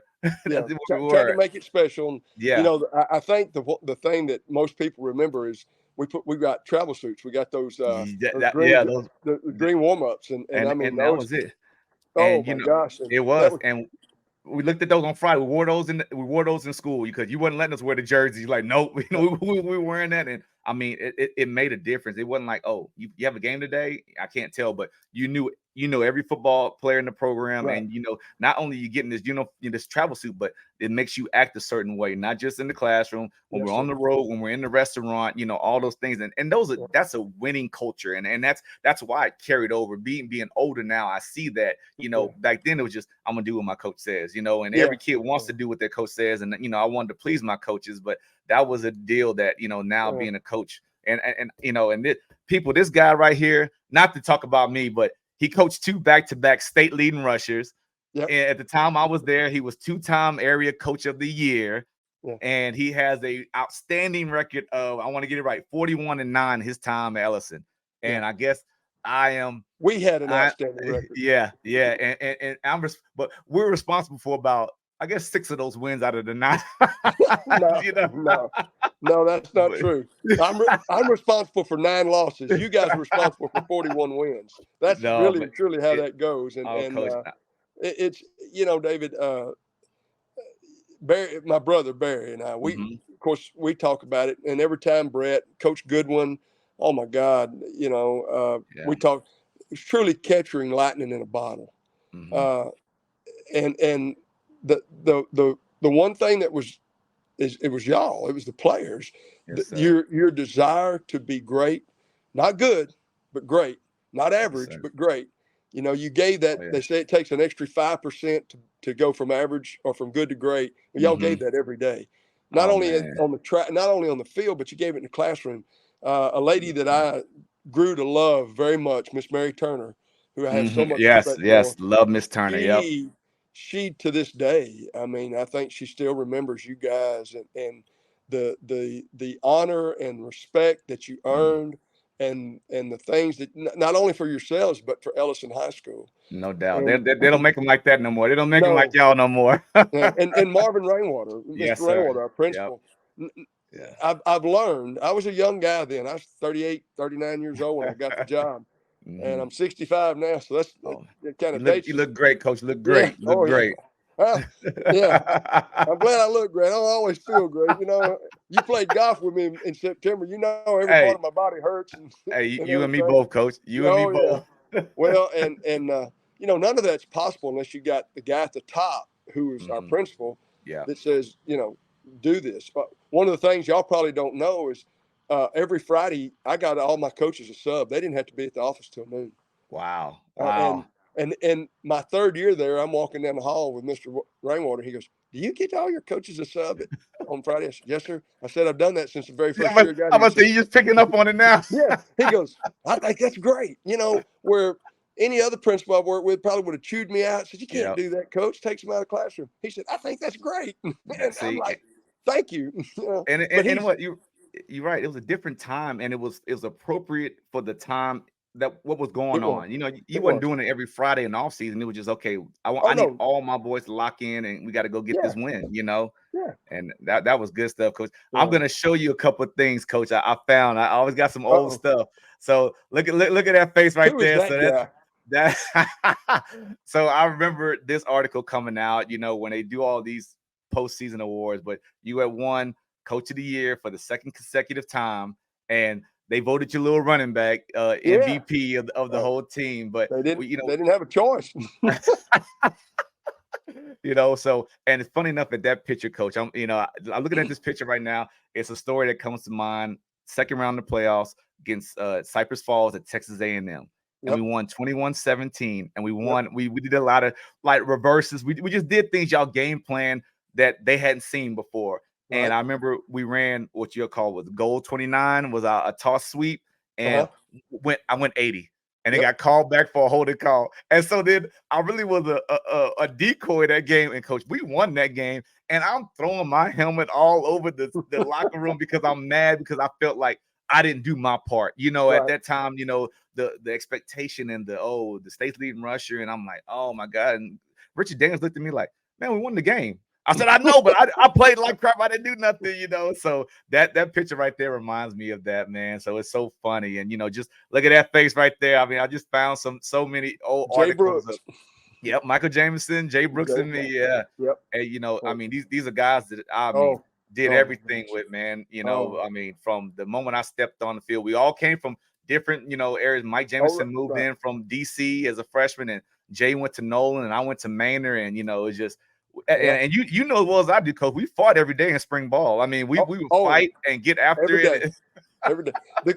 The coaches, and David, you remember this, the college coaches would wherever they were, they would make sure they were back to watch our practice in spring ball. I mean, it wasn't anything to have 25, 30 coaches out there watching. I know, coach. And I mean, and you brought that element too, man, because it made us want to practice harder. I mean, it just, we knew we was getting something out of it, coach. And I mean, you talked about education earlier, and I mean, you introducing things like when the NCAA clearinghouse that came into play, and getting your GPA up and getting your score up so you can go play college football. It's not just about if you have a good season, you're going to sign a scholarship. You still got to take care of business in the classroom, and those are things. I remember you made us go to tutoring, and we were doing tutoring in the cafeteria and learning. You had a little seminar where we were educated on the NCAA clearinghouse and how to be eligible. And coach, I couldn't tell you how many kids got sent home my freshman year of college because their clearinghouse didn't it came back incomplete, or they didn't do a class at the clearinghouse didn't accept. Now it's called a different something. It's called a different something, eligibility center or whatever. What it's called now. But yeah, coach. But so I'm so grateful. They don't even have to take the test anymore. I know. What is that? What is that, coach? Hey,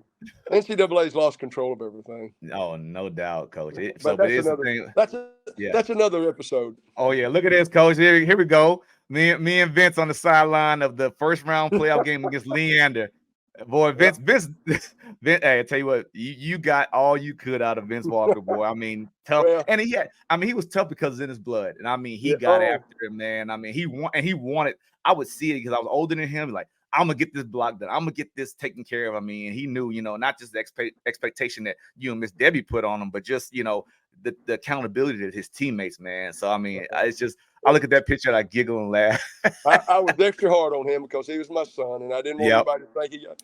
And what I told you before we got on that I was tell you a funny story. Jay Brooks was in there one time. Jay's always got a little strained hamstring or something. He was, and I walked in the training room. I rubbed him on the back. Said, "Hey, Bubba, I love you like a son." He said, "Coach, I seen you how you love your son. Just love me like a player." It was.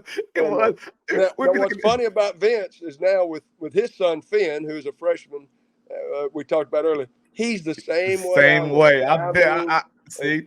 And Vince talks about those times as much as anybody. And he just says, Dad, that those days made me the man I am today. And that's it. And you don't realize it at the time, but you're grateful for it in the end, and that's what it's all about, Coach.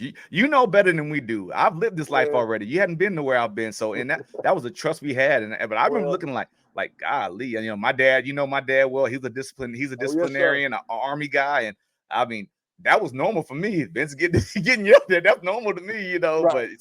But I mean, he was better for it, Coach. So here, this is a great picture. This is a special picture right here, Coach, at the banquet, man. My senior year, you presented, me with the team MVP, and it was so funny because you were so aware of everybody, and Coach Wall liked to do funny things. And I remember the year before I had won Best Offensive Back. So I won that award, and then Coach Wall calls me up, and he says, "Hey, Wimbush, go get that Offensive Player of the Year award." And everybody like, oh, he said, and give it to Jason Stevenson. And everybody just bust out laughing. So, just things like that to the, to the end, man. I mean, I'll forever be grateful, for these times with you guys, man. And that, this right here, Coach, came back and you retired my number. And I don't care what nobody says. You're my coach at our time there, at y'all football banquet, you had my family come and you retired the number, man. And I don't know where I found these pictures, where they were, but I got them. I got them all in the scrapbook. My wife made sure I got them all in the scrapbook. Oh yeah. Man. And you'd be surprised at how many people want to look at that are not Ellis. When I was still a head coach and coaching, I'd have kids come over to the house here and my captains, I'd have a captain's dinner with them here at the house. And they'd come in and my wife made sure that scrapbook was always out. Nice. And they would go through there and then she would tell the stories, not me, but she would tell the stories. And I was like, oh my God. But it meant so much to everybody, David. I remember the pep rallies at Buick Place at Patriot. Yep. And Patriot Pontiac. I remember the pep rallies there. I remember the trophy that we got for 3 straight. We got 3 your senior, and then 2 years later, 2 years after that for we had to try between us, Clean and Copper Cove. We kept that trophy for 3 years, 3 consecutive years, and just all those things. And it was not only the coaches and the players, but the community. I mean, it was. They showed up, and my son, we go to games now, and he goes, "My God, Dad, there's nobody here." I know. He said, "I'm used to playing at high school."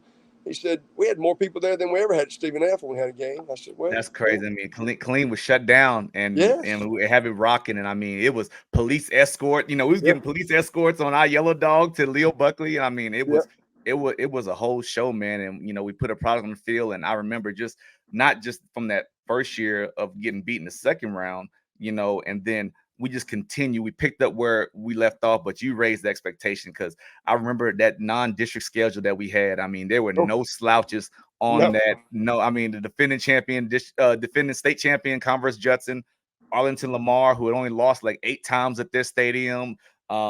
San Angelo Central, you know, I mean, it We was wound up top. We playing went to Westlake Tyler. after you graduated. We Yeah. you know, we broke a 50-game home winning streak at Arlington Lamar where you know caught a touchdown pass on the last play. Speedy ran the same play back to back. Rain dropped it in there. Dropped it in there. Rainbow. And then we broke a 72-game regular season winning streak against Austin Westlake. Wow. My last year there, and they scored the very first play. And then you got this, and Earl Campbell's son was on the team, and all that, and then they didn't even get close after that. See, and that's it, coach, and that's it, and that's why you know, I don't care, and everybody agrees you're the best coach to ever come through Ellison, man. And I mean, you know, the things, not just because you were my coach, but what you did, you know, and that last year, I mean, we lost 2 games in non-district, and after that, we went on damn near a 10-game win streak. I mean, we went undefeated in district, and we rolled all the way to the, you know, state semifinals. We ran into a buzzsaw in the semifinal, but I mean, just every time I'd go by that water tower, I'd say, "We're number 14." They were 15 and 0, and I said, "We're number 14." And I know.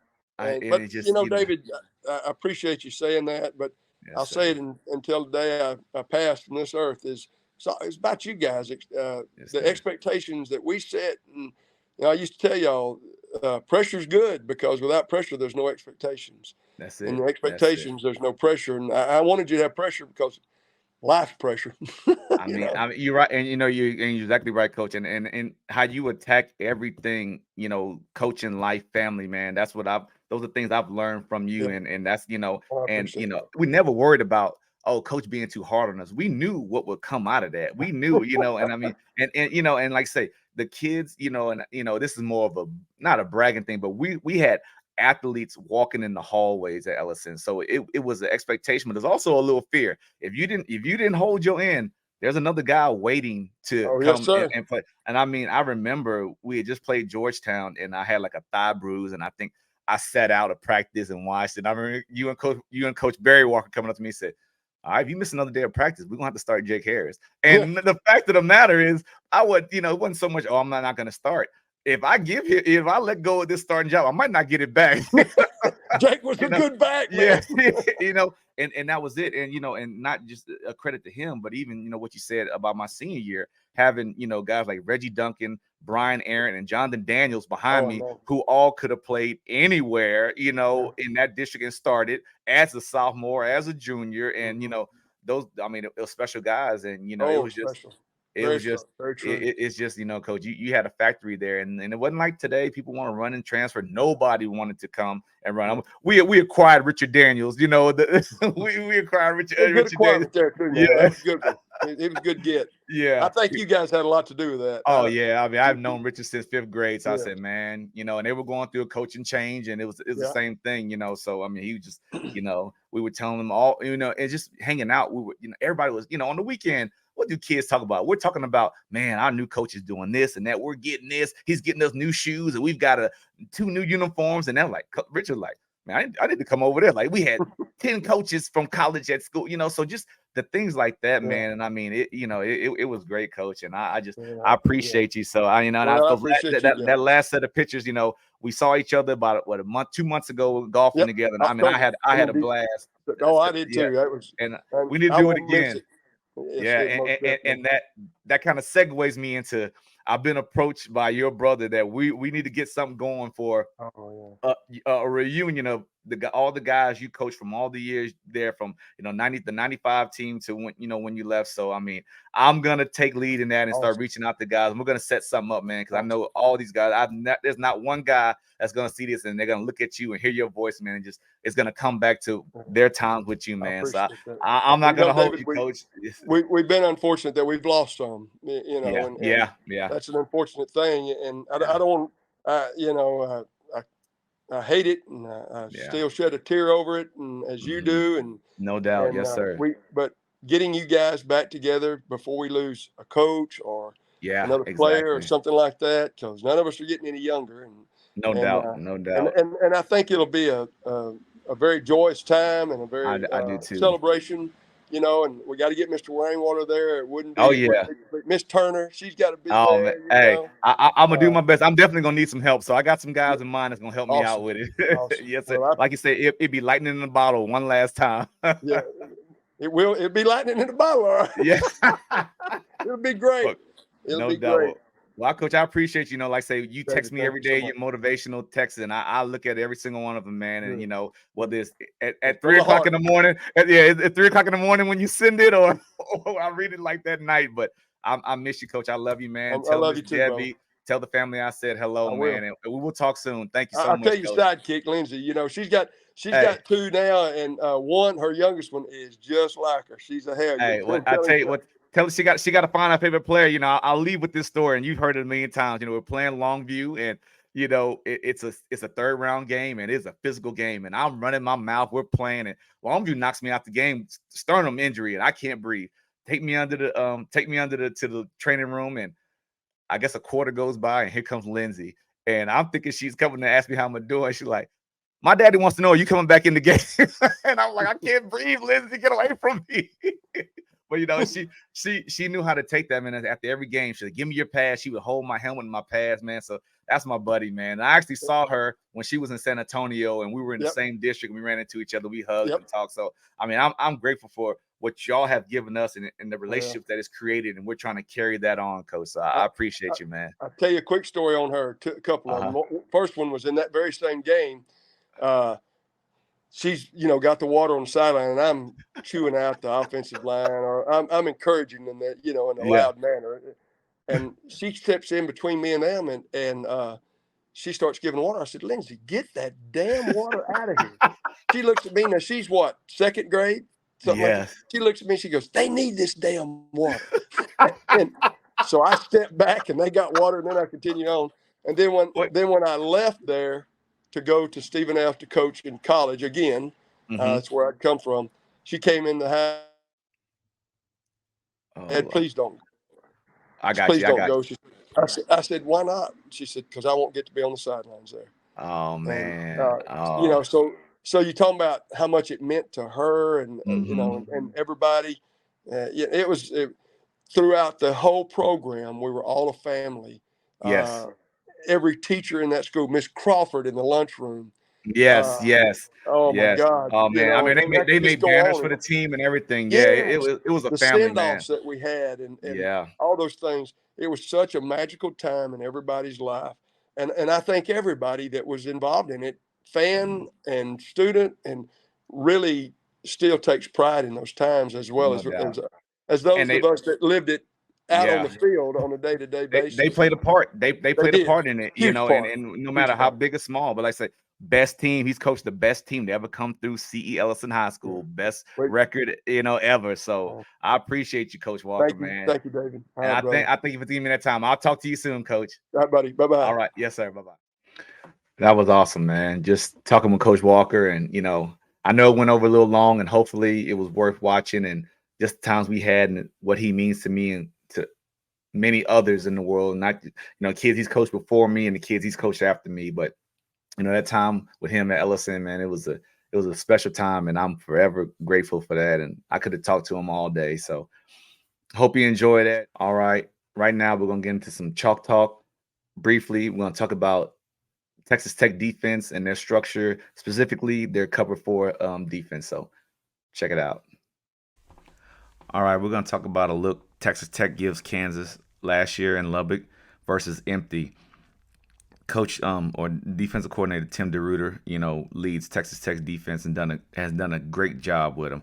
Right now, their personnel, just off looking at it off the film, they're at a 4-2-5. That fifth guy could be a nickel Sam. Sometimes they may put a true Sam in there, depending on the offense they're facing. If they're a little more run heavy and they need someone a little more physical to come fit up on the run, but that can still drop and cover and curl flat spaces like that. Or you may be more spread, air raid, those teams that air it out more frequently, and they'll have a nickel Sam guy that, you know, apexes and sets out to the field. And I'll let you know what I mean by apex in a second. So right now, you see Kansas comes out in an empty look or 3-by-2, however you want to call it.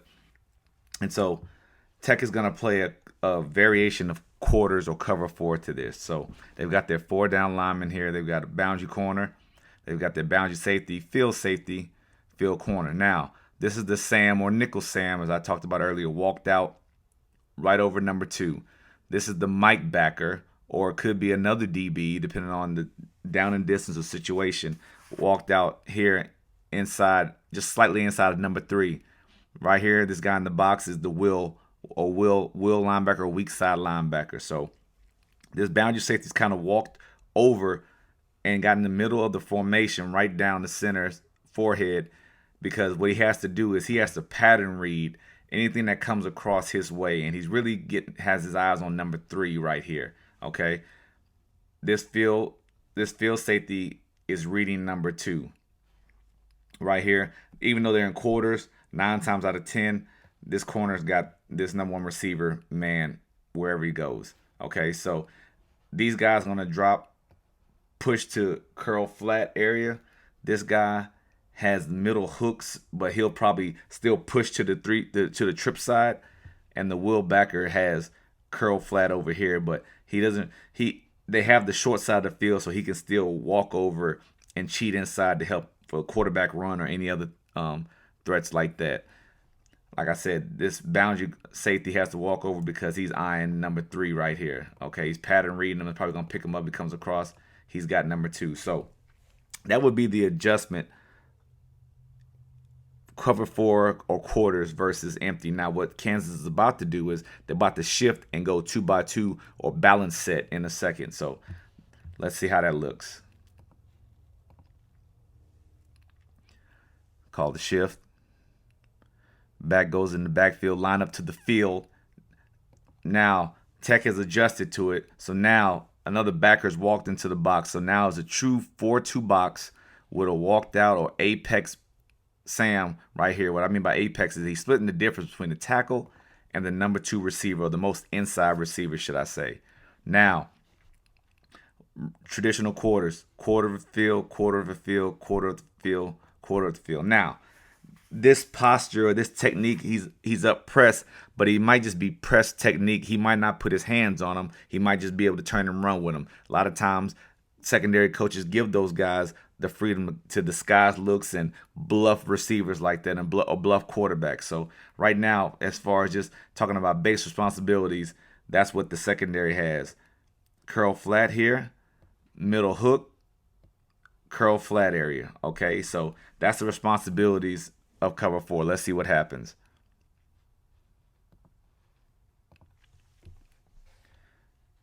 Going to come out. Now what Kansas is going to do is going to run double rail. So what I mean a double rail is we're going to run vertical, run post, run vertical, run post. And they're going to try to keep those posts skinny because they don't want to run into each other.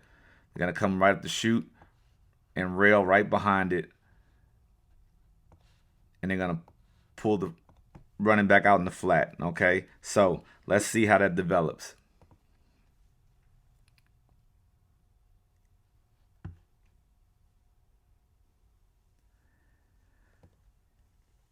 Hits him for a big play. Big gain. So some of the things about cover 4, they, like I said, they can bluff, and and this corner down here kind of got in trouble, so because he gave him a free release, didn't put hands on him, didn't give him any type of jam or anything, and running free release, and he's trailing already. That's trouble. Safety's gone out the picture, and sometimes the problem with cover 4 is the safeties do play a little lower so they can fit run support, which is a strength to get more guys running to the ball. But on the other side of that, which becomes a weakness, is that the corners doesn't have a lot of help from the safeties. Even though they sometimes appear to be deep enough, their keys and their reads are different. But the post is a big quarters killer, or any type of double vertical, or even 3 verticals. But like I said earlier, when they were empty, the counter to that 3 vertical is just making the safeties man up the number 2 and number 3 receiver. But out of a balance look or 2x2 right here, you're putting 2 verticals in the face of the safety, and if that corner doesn't carry, if he has bad eyes, or that running back coming out of the field with speed gets his attention just that 1 second, then he might get caught flat-footed, and the guy's going right by him. Now that's left the safety in the bind to choose, which vertical ultimately to pick, the skinny post or the rail. So let's look at it one more time.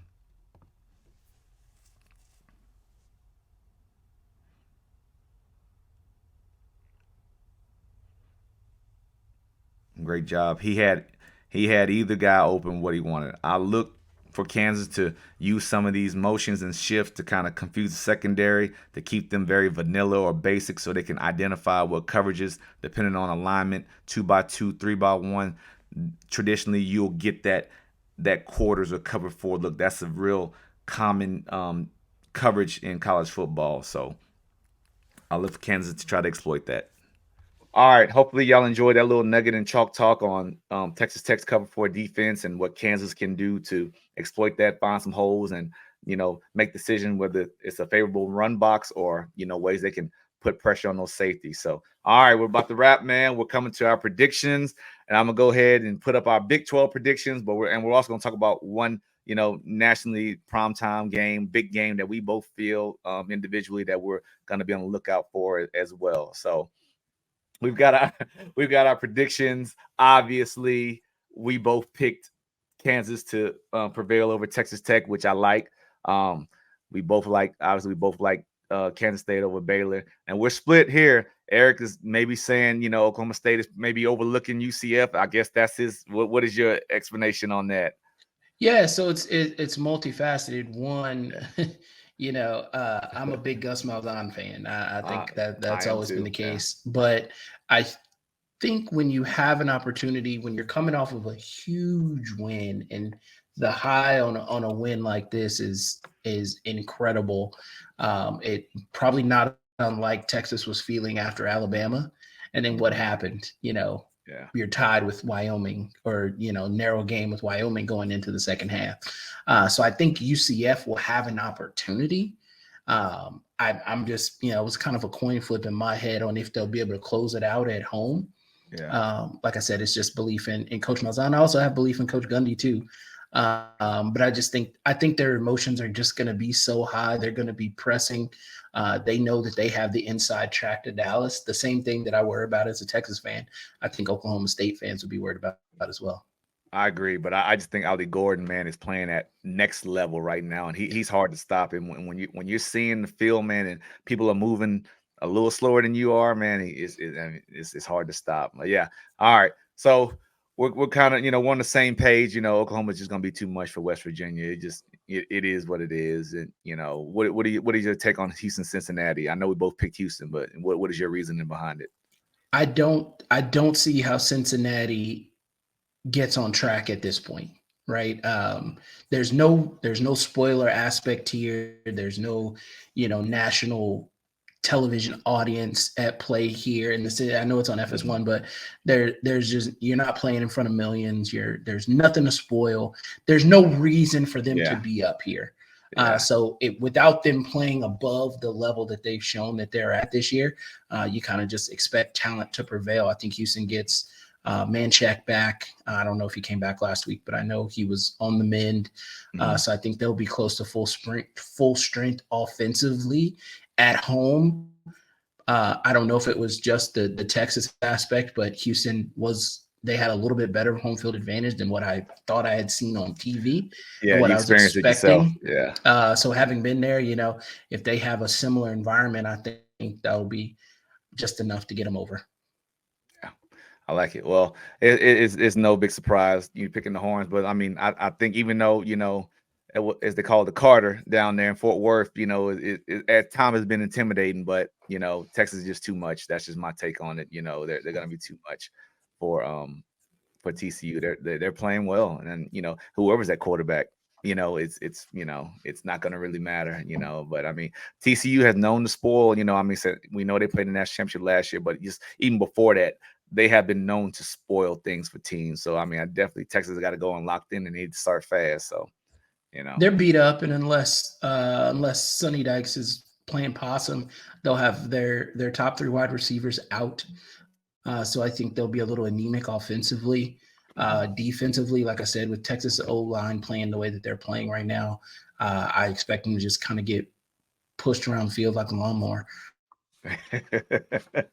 Oh yeah. And so tell me this is another one we're split on. We're not split on many, but after I guess seeing Iowa State against our guys last week, and I was impressed with that freshman quarterback. And is it just the element of playing in Provo, or just what night game, late, different time zone? Is that all the things that factor into that? It is quite literally just the home field advantage, because I think the teams are evenly matched. I think they're equally fundamentally sound. I expect them all to be where they're supposed to be when they're supposed to be there. So what do you expect, right? What's going to carry the day?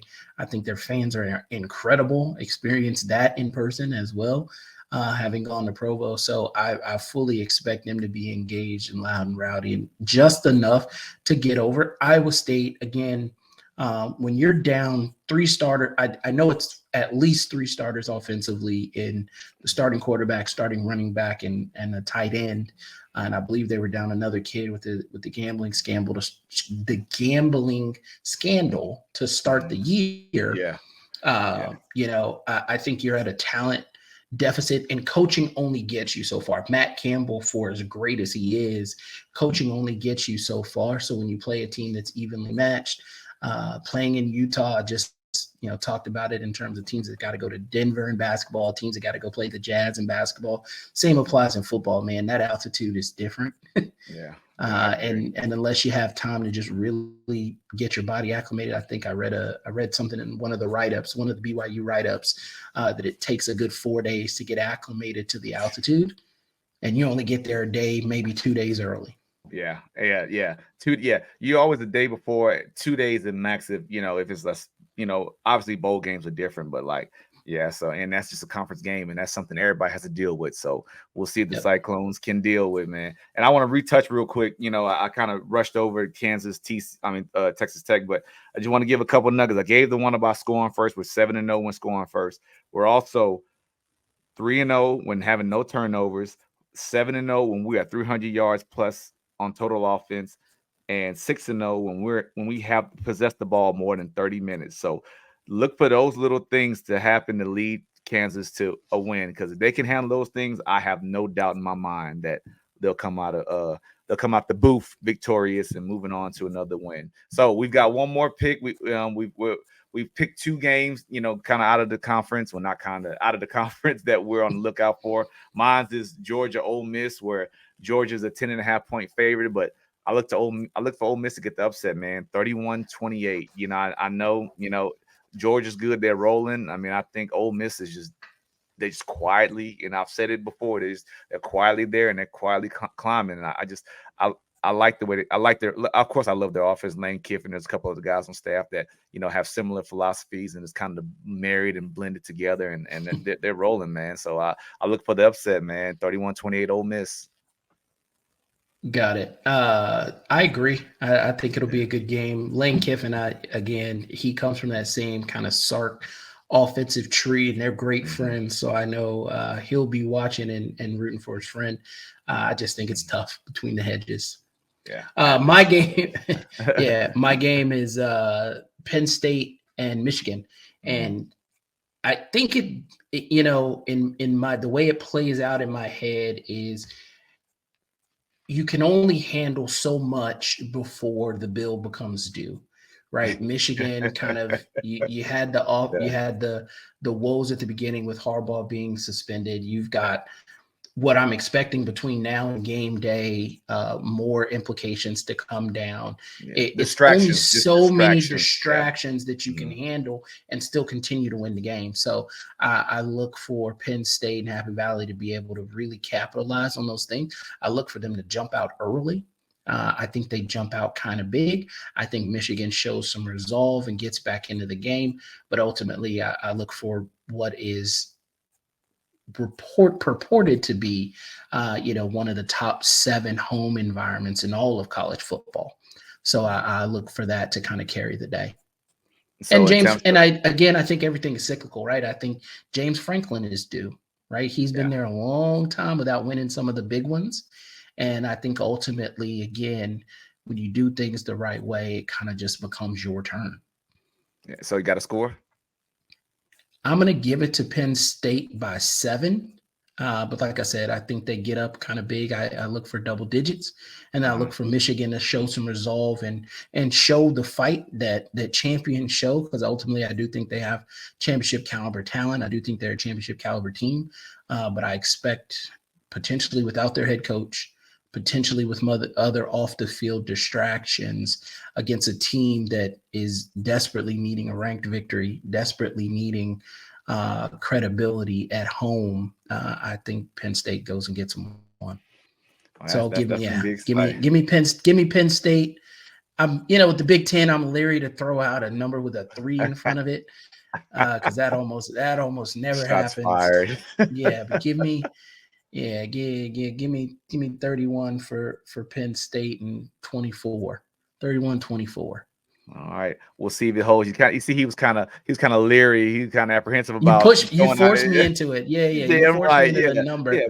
I'm okay with this. I'm okay with the 7. I'm okay with the 7. The 31-24. We'll look at that next week. That's a bet. Well, I appreciate you as always, man, taking the time out to join me, man. Hope you guys enjoyed the show. We're falling in love with it, man. Like what I always say, it's an amateur production, but be on the lookout for all these games, man. And hopefully, Lord willing, you all see us next week. Y'all take care. Have a good one. Rock chalk. Hook 'em horns, baby. All right. Take care. Hey, see y'all from Texas.